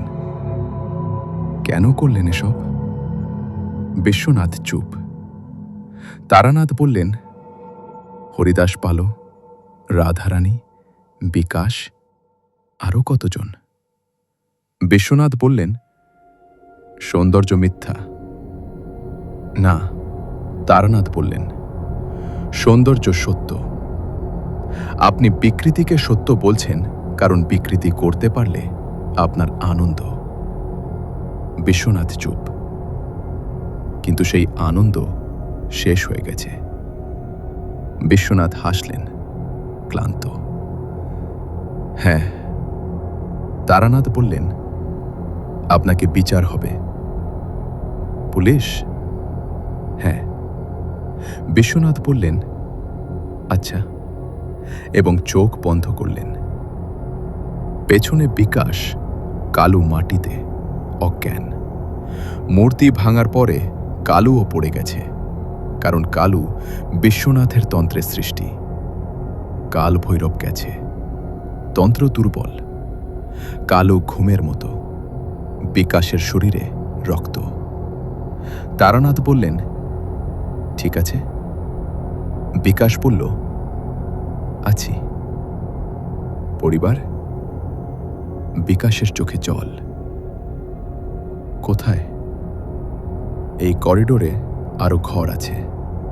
তারানাথ বললেন, খোঁজো। বিকাশ দৌড়ালে। রাধারানী উঠে বসেছেন মাটিতে, সুমতি পাশে। তারানাথ কাছে গেলেন। ঠিক আছেন? রাধারানী বললেন, আছি। তারপর বললেন, মূর্তি? ভাঙা। রাধারানীর মুখে স্বস্তি। সত্যি? হ্যাঁ। রাধারানী চোখ বন্ধ করলেন এবং গুনগুন করলেন। একটু নিজের গলা পরীক্ষা। গলা আছে, সুর আছে, বিকৃত হয়নি। চোখ খুললেন। দাদা বেঁচে আছেন বাঁশির হাটে। রাধারানীর চোখে জল। তারানাথ বললেন, কাঁদবেন না এখন, বেরোতে হবে। করিডোরে বিকাশের গলা শোনা গেল এবং আরও গলা। তারানাথ এগোলেন। বিকাশ একটা ঘর খুলেছে। ভেতরে একটা মহিলা, দুটো শিশু। বিকাশের পরিবার। বিকাশ তাদের জড়িয়ে ধরেছে। তারানাথ দরজায় দাঁড়ালেন। দেখলেন এই দৃশ্য। পাথর ভাঙার চেয়ে, শক্তির চেয়ে এই দৃশ্য অনেক বড়। বিকাশের পরিবার পেরিয়ে এলো। মহিলার নাম কমলা। দুটো শিশু, ছেলে মেয়ে, দুজনেই ছোট। কমলা বিকাশকে ধরে কাঁদছেন, শিশুরা বাবাকে জড়িয়ে। তারানাথ দরজায় দাঁড়িয়ে। এই মানুষগুলো কতদিন এই ঘরে, অন্ধকারে, ভয়ে। তারানাথ মালায় হাত দিলেন। কিছু কষ্ট ফেরে না, কিন্তু মানুষ ফেরে, এটুকুই। কিছুক্ষণ পরে তারানাথ বললেন, এখন উঠতে হবে। বিকাশ মাথা নাড়ল। কমলা শিশুদের ধরলেন। সুমতি রাধারানীর পাশে। সবাই উঠল। করিডোর ধরে এগোলেন। সিঁড়ি, উপরে, এবং তার উপরে ঘরের ভেতরে। উপরে উঠে তারানাথ থামলেন। একটা কাজ বাকি। হরিদাস পাল। বিকাশ, হ্যাঁ, বাকিদের নিয়ে বাইরে যাও, পেছনের দরজায়। আপনি? আমি আসছি একটু পরে। বিকাশ বলল, একা যাবেন? হ্যাঁ। বিকাশ একটু থামল, তারপর বলল, সাবধান। তারানাথ বললেন, সব সময়। তারানাথ সেই ঘরে গেলেন যেখানে হরিদাস পাল, খাঁচায়। দরজা খুললেন। হরিদাস উঠে বসলেন। তারানাথকে দেখে চোখে আশা। হলো? হলো। মূর্তি ভাঙা। হরিদাস পালের মুখে একটা হাসি, বহুদিন পরে। সেই হাসিতে কষ্ট আছে, কিন্তু আলোও আছে। তারানাথ বললেন, খাঁচা খুলব। তালা দেখলেন, সাধারণ তালা। পকেটে একটা ছোট যন্ত্র। গুরু দিয়েছিলেন তালা খুলতে। কাজ হলো, খাঁচা খুলল। হরিদাস বেরিয়ে এলেন, দাঁড়ালেন, পা কাঁপছে। বহুদিন চলেননি। তারানাথ হাত দিলেন, ধরুন। হরিদাস ধরলেন। ধীরে ধীরে হাঁটলেন করিডোরে। হাঁটতে হাঁটতে হরিদাস বললেন, আমার হাত। তারানাথ বললেন, জানি। ঠিকই হবে? তারানাথ সৎ থাকলেন। পুরোপুরি না, কিন্তু কিছুটা ভালো হবে। ডাক্তার দেখাতে হবে। হরিদাস চুপ। তারপর বললেন, ছবি আঁকতে পারবো না আর। তারানাথ বললেন, হয়তো না। তাহলে? তারানাথ বললেন, বেঁচে আছেন, এটুকুই এখন। হরিদাস মাথা নাড়লেন, হ্যাঁ।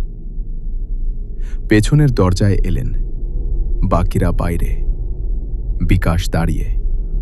কমলা শিশুদের নিয়ে, সুমতি, রাধারানী। তারানাথ বের হলেন হরিদাসকে নিয়ে। বাইরের বাতাস, নভেম্বরের রাতের বাতাস, ঠান্ডা। কিন্তু এই ঠান্ডা একটা স্বস্তি, ভেতরে সেই ভারী বাতাসের চেয়ে। এই ঠান্ডা অনেক ভালো। ঘাটের দিকে এগোলেন সবাই। তারানাথ সামনে, পেছনে বিকাশ, মাঝখানে বাকিরা। সাদা গাছের বাগানের পাশ দিয়ে রাতের অন্ধকারে সেই কাজ। এখন কম ভয়ের। মূর্তি ভেঙেছে, তান্ত্রিক শক্তি কমেছে। গাছগুলো এখনো সাদা, কিন্তু সেই অনুভব নেই, সেই শক্তির অনুভব। গাছ এখন শুধু গাছ, বিকৃত কিন্তু নিরীহ। ঘাটে পৌঁছালেন। বিকাশের নৌকা বাধা। সবাই উঠলেন। ছোট নৌকা, অনেকজন। কিন্তু বিকাশ বলল, যাবে। নৌকা ছাড়ল। জল কাটছে। সুন্দরবনের রাত, দুপাশে গাছ, উপরে আকাশ, তারা। তারানাথ পেছনে তাকালেন। কালীচর দ্বীপ। আলো দেখা যাচ্ছে বাড়িতে। বিশ্বনাথ ভাঙা মূর্তির সামনে একা। কিন্তু তখন নৌকায় একটা শব্দ। কমলা বললেন, ও পেছনে। তারানাথ খুঁড়লেন, দ্বীপের দিকে তাকালেন। একটা আলো দ্রুত আসছে। আরেকটা নৌকা, ছোট, একজন মানুষ। তারানাথ চোখ সরু করলেন। বিশ্বনাথ। বিকাশ বলল, দ্রুত যেতে হবে। বৈঠা জোরে টানল, কিন্তু এত মানুষ, নৌকা ভারী। বিশ্বনাথের নৌকা হালকা, একা, দ্রুত। তারানাথ বললেন, থামো। বিকাশ অবাক, কেন? থামো। নৌকা থামল। তারানাথ পেছনে তাকালেন। বিশ্বনাথ আসছেন, কাছে আসছেন। তারানাথ মালা হাতে নিলেন। বিশ্বনাথের নৌকা কাছে এলো, থামল, পাশে। বিশ্বনাথ তাকালেন। মুখে হাসি নেই, চোখে সেই আলো। এখন আরো কম, কিন্তু আছে। তারানাথ, বিশ্বনাথ, সবাইকে নিয়ে যাচ্ছ? হ্যাঁ, আমাকে ছাড়া। তারানাথ বললেন, আপনিও আসুন, বাসিরহাটে পুলিশ আছে। বিশ্বনাথ হাসলেন। পুলিশ? বললেন, আমি পুলিশের কাছে যাব না। তারানাথ বললেন, তাহলে? বিশ্বনাথ পকেট থেকে কিছু বের করলেন। ছোট, চকচকে, ছুরি। তারানাথ সতর্ক হলেন, এই ছুরিতে বিষ। বিশ্বনাথ বললেন, পুরনো বিষ, কাল ভৈরবের আশীর্বাদে তৈরি। মূর্তি ভাঙলেও এই বিষ কার্যকর। তারানাথ বললেন, কি করবেন? বিশ্বনাথ বললেন, তুমি আমার সব নষ্ট করেছ। কাল ভৈরব গেছে, বন্দিরা গেছে, শক্তি গেছে। হ্যাঁ, কিন্তু একটা কাজ করে যেতে পারি। তারানাথ বুঝলেন, বিশ্বনাথ আক্রমণ করবেন, শেষবারের মতো। বিশ্বনাথ ছুরি তুললেন, তারানাথের দিকে ছুড়বেন।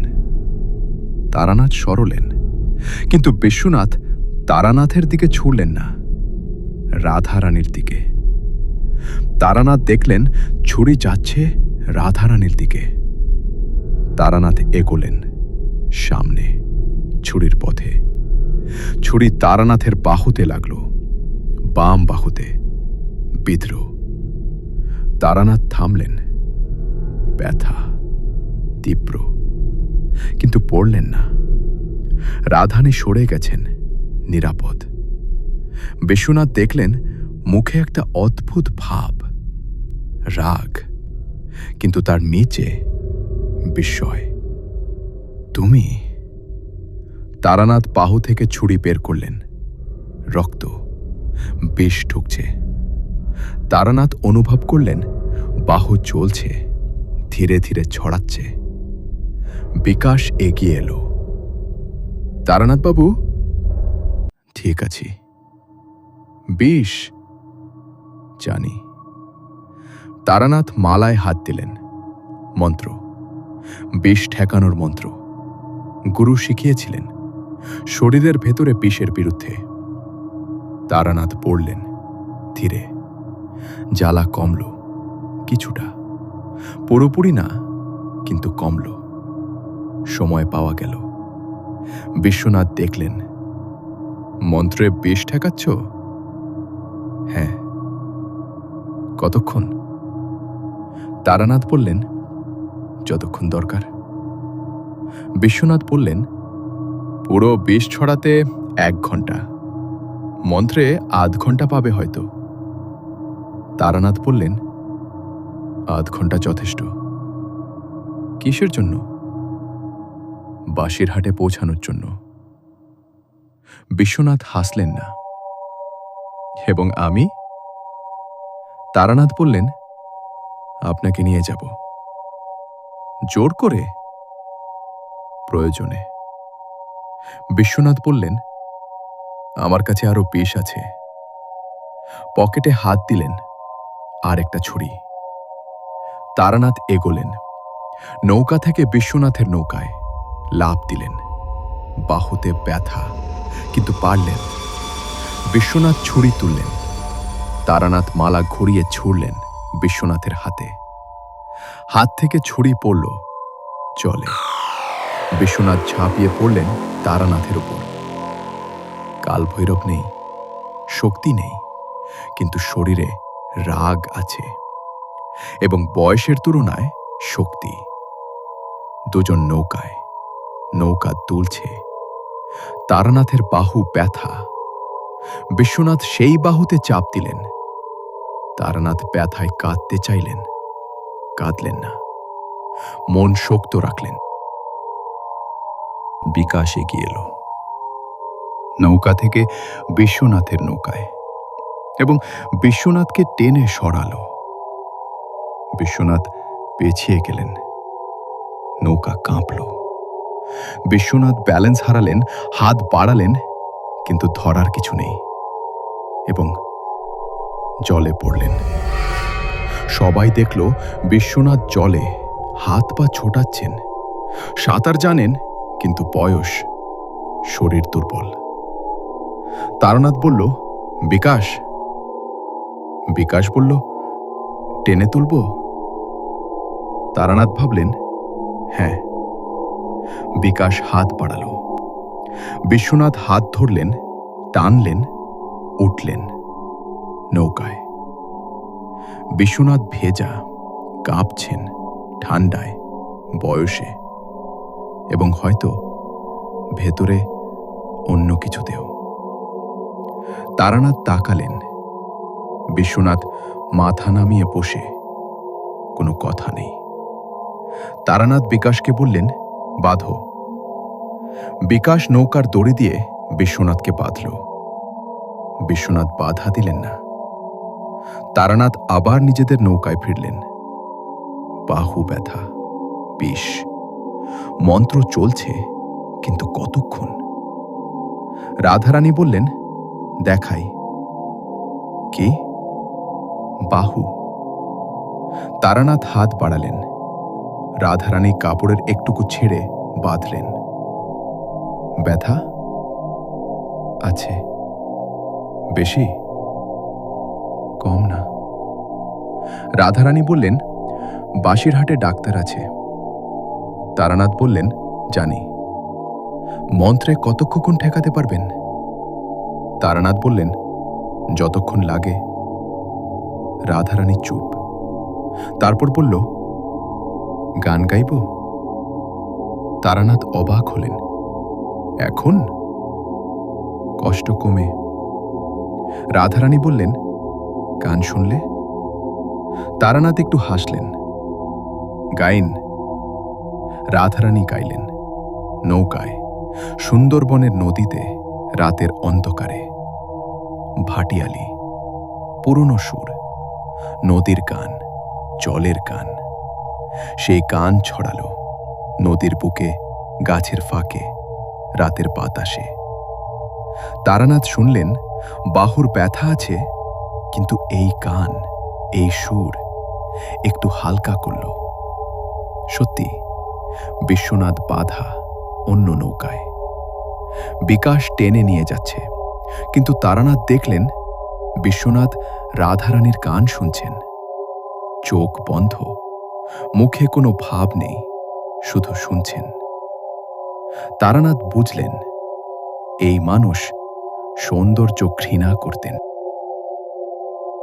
কিন্তু এই মুহূর্তে রাধারানীর গান হয়তো একটু স্পর্শ করল, কে জানে। বাসিরহাট ঘাটে পৌঁছাতে ভোর হয়ে গেল।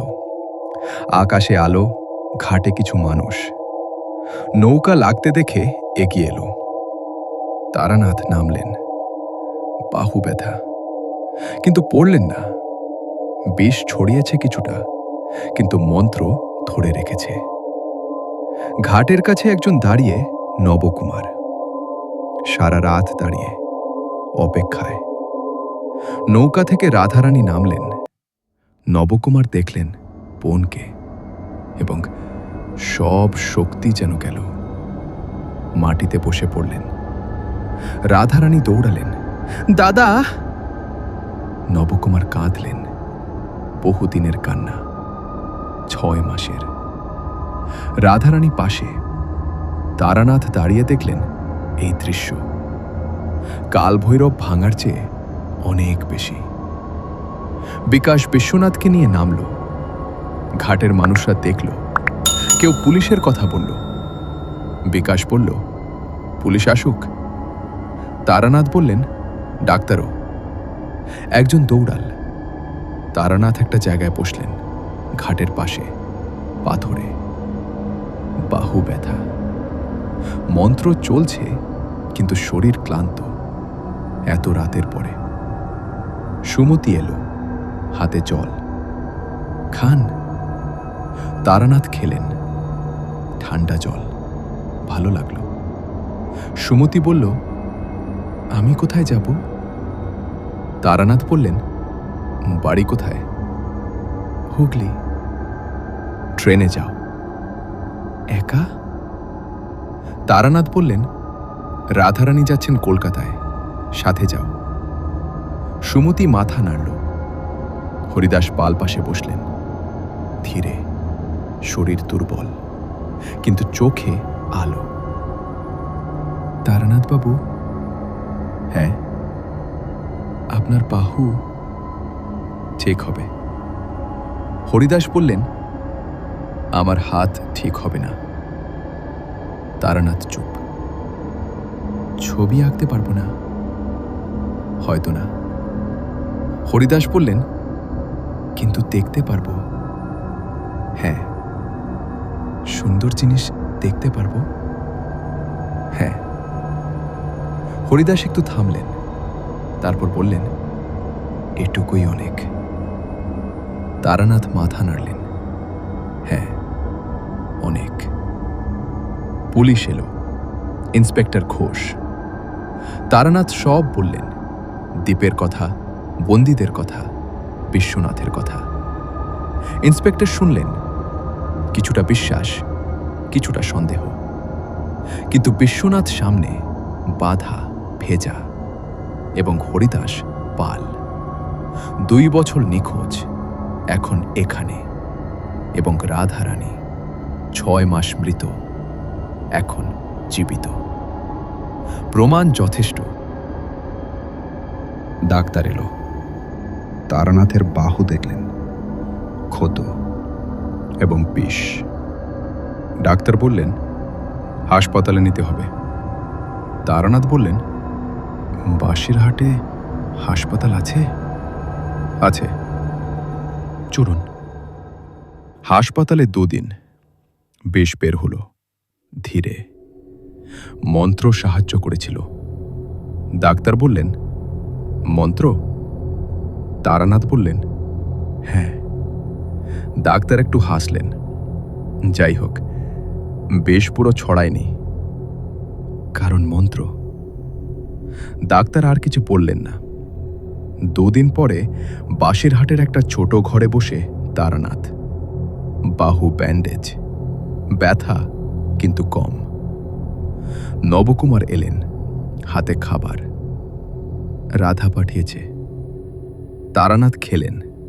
নবকুমার বসলেন। কিভাবে ধন্যবাদ দেব? তারানাথ বললেন, দিতে হবে না। রাধা বলছিল। তারানাথ বললেন, সে কেমন আছে? ভালো। নবকুমার বললেন, গলা ঠিক আছে, কাল থেকে গাইছে।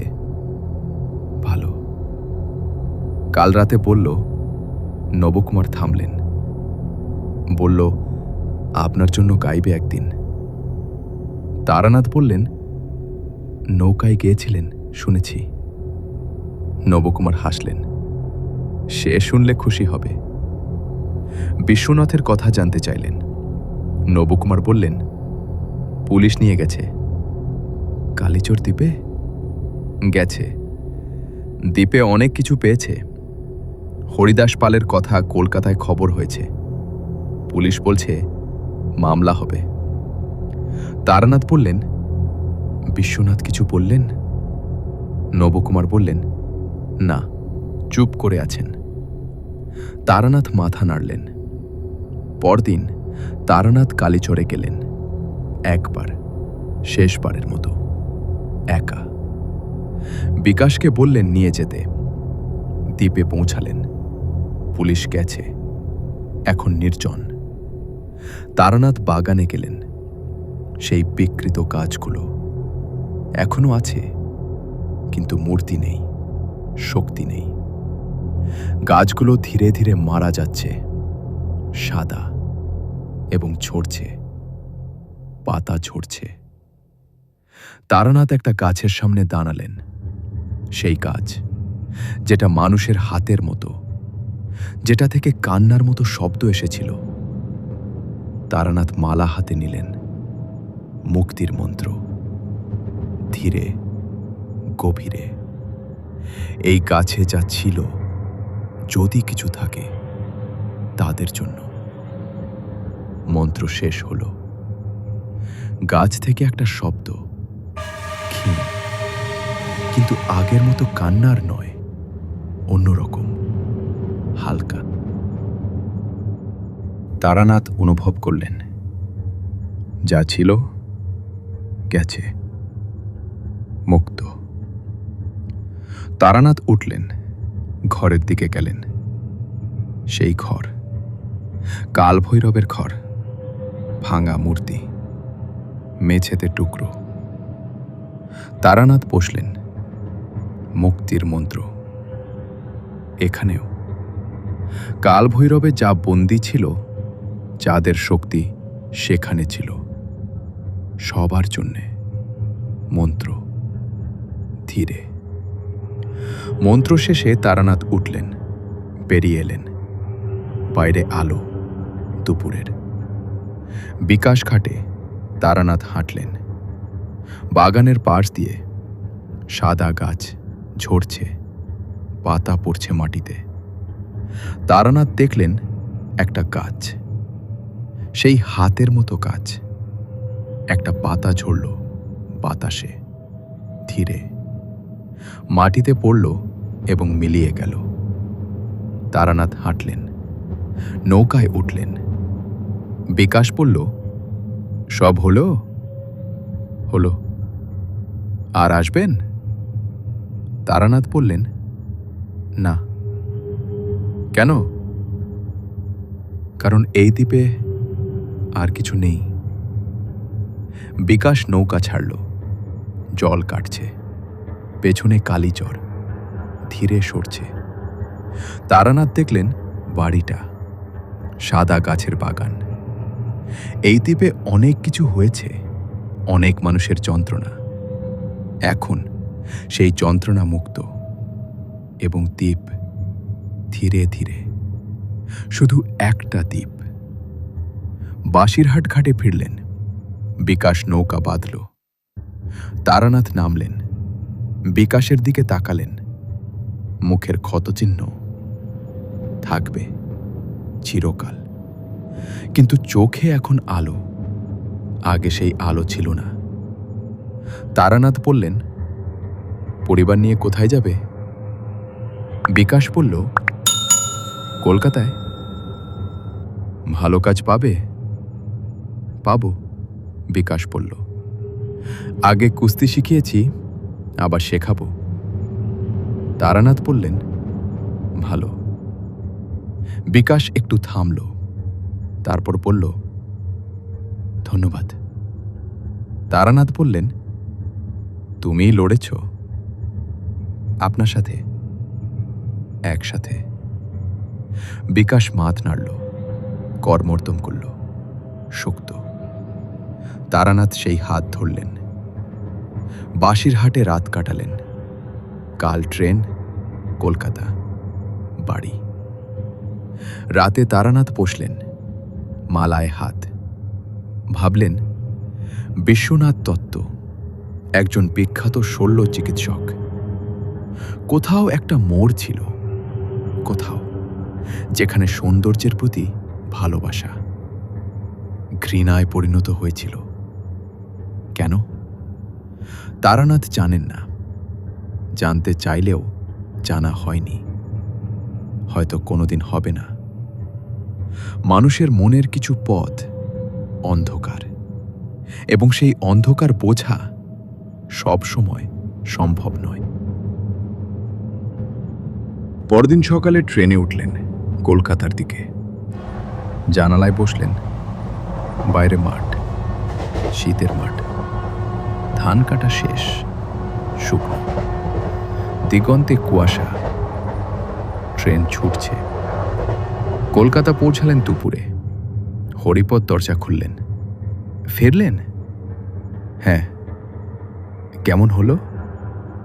তারানাথ বললেন, শেষ হয়েছে।